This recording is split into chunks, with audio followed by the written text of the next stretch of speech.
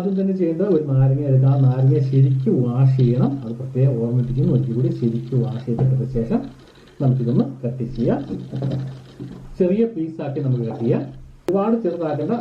ഒരു നാരങ്ങ 2 അല്ലെങ്കിൽ 3 പീസ് ആ ലെവലിൽ നാരങ്ങയുടെ വലിപ്പം അനുസരിച്ച്.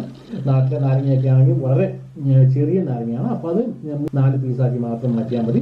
ഞാനിവിടെ ഈ 4 പീസാണ് ഒരു നാരങ്ങയുടെ ഹാഫിൽ നിന്ന് ഞാൻ എടുത്തേക്കുന്നത്. അപ്പം ഇനി ഞാനൊരു ഗ്ലാസ് എടുക്കുന്നു. ആ ഗ്ലാസ്സിലേക്ക് നമ്മൾ കട്ട് ചെയ്ത് വെച്ചിരിക്കുന്ന ഈ ഒരു നാരങ്ങയുടെ പീസ് ഇതേവിടെ തന്നെ ഇടുന്നു. വലിയ 4 പീസാണ് ഞാൻ ഇടുന്നത്. ഇതുപോലെ തന്നെ ഇടുന്നു.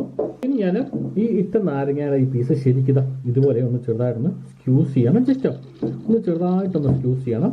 കാരണം നാരങ്ങയുടെ ഈ നീരും അതോടൊപ്പം തന്നെ നാരങ്ങ തൊലിയുടെ ആ ഒരു ചെറിയൊരു കമർപ്പുണ്ടല്ലോ, ഇത് രണ്ടും കൂടി ശരിക്ക് അങ്ങ് ഇളകി വരണം. അപ്പോൾ അതിനാണ് ഇതുപോലെ ചെറുതായിട്ട് ഒന്ന് സ്ക്യൂസ് ചെയ്യുന്നത്. ഇനി ഞാൻ ഇതിലേക്ക് ആഡ് ചെയ്യാൻ പോകുന്നത് സാധാരണ നമ്മുടെ പുതിനയിലയാണ്. നമുക്ക് ഒരു പുതിനയിലയുടെ ഒരു 4-5 പീസ് ജസ്റ്റ് ഇതുപോലെ ഒന്ന് അടർത്തിയെടുക്കാം.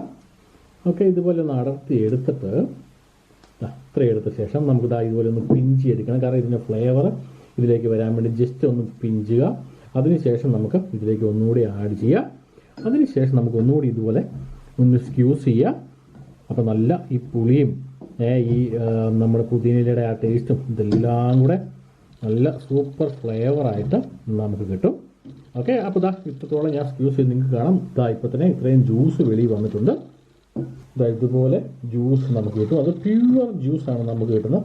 അതാണ് ഇതിൻ്റെ ഏറ്റവും വലിയ പ്രത്യേകത. അതുകൊണ്ടാണ് ഇതിൻ്റെ നല്ല ടേസ്റ്റ് ഉണ്ടാകുന്നത് എന്ന് ഞാൻ പറയാൻ കാര്യം. അപ്പോൾ ഇനി ഞാൻ ഇവിടെ കുറച്ച് ഐസ് ക്യൂബ് ഇട്ടുണ്ട്. ഐസ് ക്യൂബ് ഫുള്ളായിട്ട് നമുക്ക് ഈ ഗ്ലാസ് ഫുള്ളായിട്ട് ഐസ് ക്യൂബ് ഇടണം. ആ ഫ്ലേവർ കിട്ടാൻ വേണ്ടിയാണ് നമ്മൾ അങ്ങനെ ചെയ്യുന്നത്. ഇങ്ങനെ ഫുള്ളായിട്ട് ഐസ് ക്യൂബ് ഇടുക. അപ്പോൾ ഇനി നമ്മുടെ വോഡ്ക എടുക്കാം. അതായത് സ്മിർനോഫാണ് ഞാൻ ഇവിടെ ഉപയോഗിക്കുന്നത്. അതായിരിക്കും ഏറ്റവും പെർഫെക്റ്റ്. അപ്പോൾ സ്മിർനോഫിൻ്റെ ഒരു 2 പെഗ് നമുക്ക് ഇതിലേക്ക് ആഡ് ചെയ്യാം. 2 പെഗ് നല്ല പ്യുവറായിട്ടുള്ള സാധനം. 1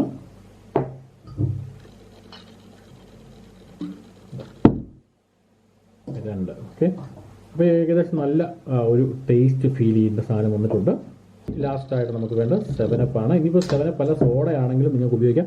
പക്ഷേ 7up ഉപയോഗിക്കുകയാണെങ്കിൽ അത് നല്ല പ്രത്യേകിച്ച് ടിപ്പിക്കലായിട്ടുള്ള ഫ്ലേവർ കിട്ടും. അപ്പോൾ അത് ഫുള്ളായിട്ട് ഒഴിക്കുക, ഗ്ലാസ്സിന് ഫുള്ള് വരെ.